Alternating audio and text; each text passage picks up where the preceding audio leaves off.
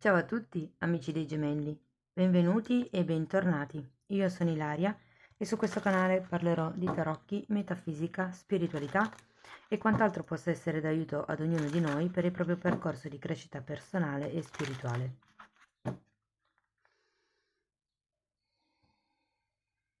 Mostrami i gemelli, tendenze energetiche generali per la seconda metà di giugno 2023.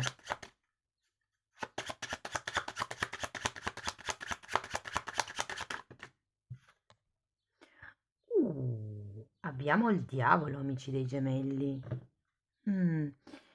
Quando c'è il diavolo si parla sempre di energia un po' costretta, un po' bloccata, qualcuno che si sente intrappolato, schiavo, costretto in una determinata situazione, ma normalmente quando c'è la carta del diavolo si parla di una costrizione mentale, cioè è come se fosse solo una proiezione della mente. Vi ricordo che è anche legato all'ego. Andiamo a vedere di che cosa parla nello specifico con i tarocchi. Io intanto come sempre vi ricordo che le letture sono generali, sono fatte per un gruppo, è facile che non risuoni tutto, prendete quello che vi serve e lasciate andare il resto dell'universo. Se non risuonasse proprio nulla o se per caso voleste completare il vostro messaggio potete sempre ascoltare l'ascendente, il segno lunare o Venere e sotto nella descrizione del video trovate il link ad un video che vi spiega come unire il significato di più oroscopi, è proprio una guida. Spiega come trovare l'ascendente, come unire più oroscopi, che cosa sono le linee di tempo. Se poi volete sapere di più di quello che tratta la sezione degli abbonamenti, anche di quello trovate il link del video qui sotto e sempre nella descrizione trovate la mia email nel caso vogliate contattarmi.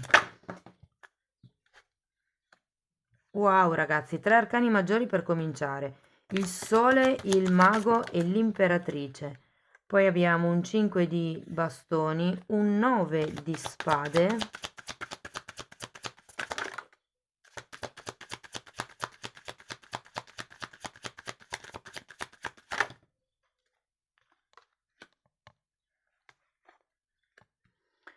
un 7 di pentacoli e un 9 di coppe. Wow!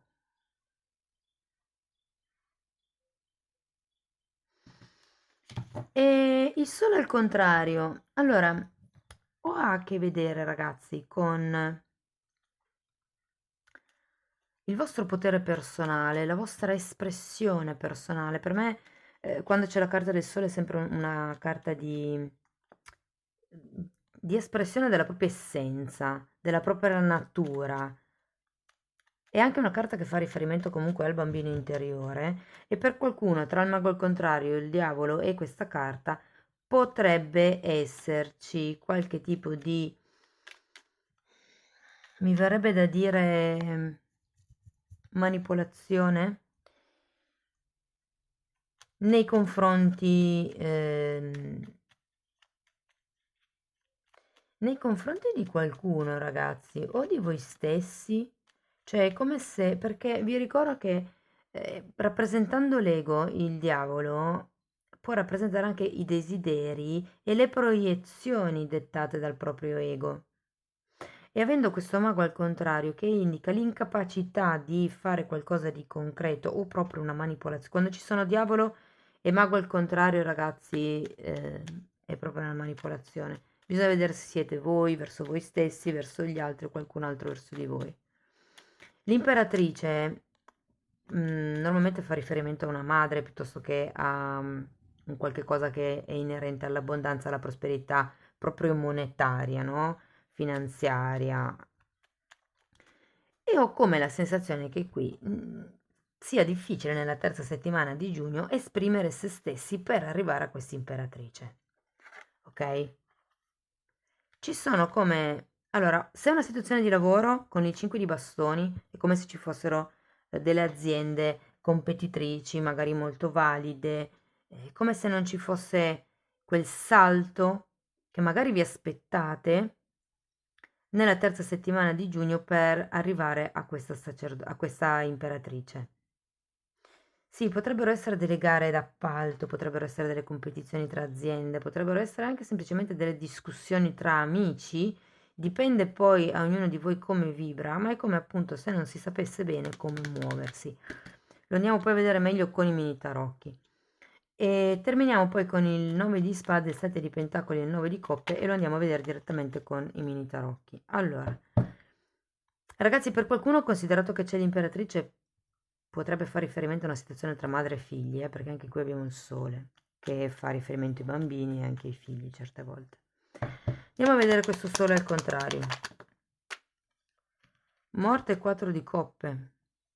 È come se ci fosse un atteggiamento, può anche essere un impulso, un'ingenuità che qui sarebbe necessario tagliare, ma è come se non foste consapevoli con questo sole al contrario.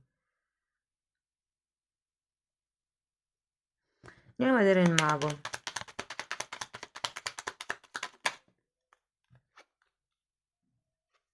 Fante di spade e 3 di spade.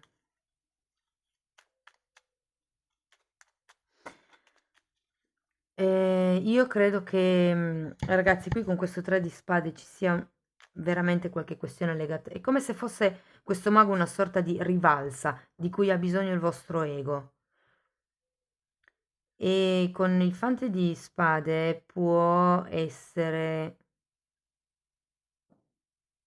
Mi parlano di questioni online, di controllo, di.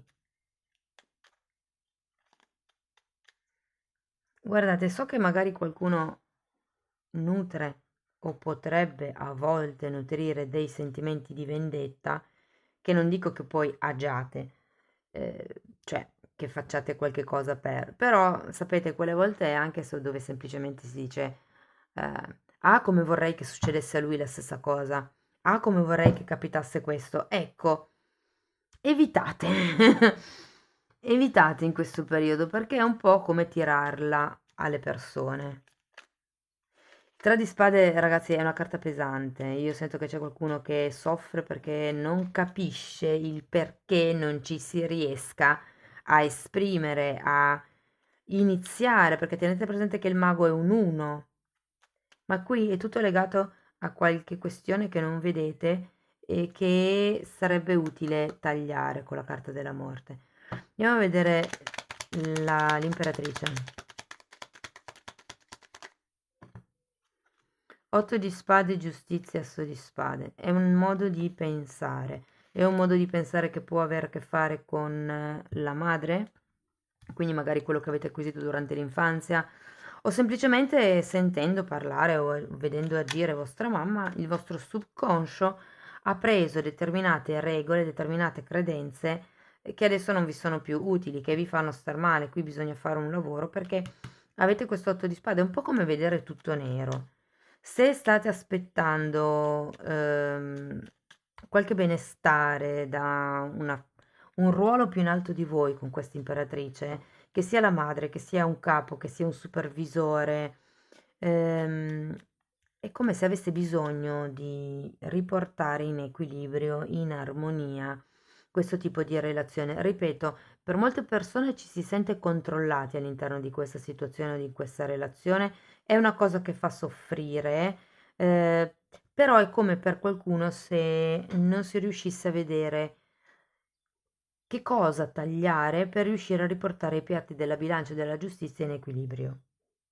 C'è qualche comunicazione che deve essere fatta. L'asso di spade parla sempre di una chiarezza mentale, è sempre lì. Che cosa è per ego? Che cosa è perché magari sono le aspettative degli altri? Io sto inseguendo le aspettative di vita che mi dice la società invece di seguire le mie personali. Ragazzi, per qualcuno ho come la sensazione che sia un po' lontana l'idea di contratto, l'idea di regolarizzazione di qualche cosa. Andiamo a vedere il 5 di bastoni perché ho come la sensazione che ci siano degli impedimenti, dei problemi, delle situazioni vedendo la luna o delle comunicazioni che non arrivano vedendo l'8 di bastoni al contrario che bloccano un po' diciamo il movimento di questa situazione. Andiamo a vedere il 9 di spade, interessante perché avete l'8 di spade e il 9 di spade. Quindi è come se ad un certo punto, nell'ultima settimana di giugno, questi pensieri, queste preoccupazioni rimanessero un po', diciamo, indietro. In effetti abbiamo il 9 di pentacoli, c'è o arrivano dei soldi per qualcuno, ragazzi, questo ve lo dico, se state aspettando ehm, magari un bonifico, magari un premio, magari un riconoscimento, un avanzamento di carriera, potrebbero arrivare dei soldi, potrebbe arrivare un premio, ehm, potrebbe per qualcuno essere una questione di aprire un'attività autonoma con il 9 di pentacoli. È come se qualcuno avesse già aperto un'attività autonoma in passato, non fosse andata bene e adesso avesse paura a distaccarsi, a togliersi dalla realtà circostante o avesse ancora dei pensieri inerenti a quell'attività autonoma che vi impediscono di vedere le cose in modo chiaro, diciamo così. Però rendetevi conto che oggi avete una consapevolezza diversa rispetto a quella del passato, quindi ci sono delle cose, delle esperienze che già avete acquisito. In effetti poi abbiamo questo 7 di pentacoli che è una carta di attesa. Se state cercando dei bambini, perché qui c'è l'imperatrice e qui c'è un 7 di pentacoli, potrebbe essere un buon periodo, quello di fine giugno. Allora, è spiegata la 7 di pentacoli dalla sacerdotessa e dal 3 di pentacoli al contrario. Sì, sostanzialmente vi dicono di portar pazienza, di aspettare, perché i semi sono già stati piantati, l'abbondanza comunque vedete che sta già entrando nella vostra vita. Cercate di guardare nel lungo periodo e abbiate fede del fatto che i frutti arriveranno. Ci vuole tempo, come una gravidanza, come la maturazione dei frutti in natura, ci vuole il giusto tempo perché le cose arrivino a compimento. E abbiamo poi un 9 di coppe per terminare la stesa, che è una carta di sogno compiuto.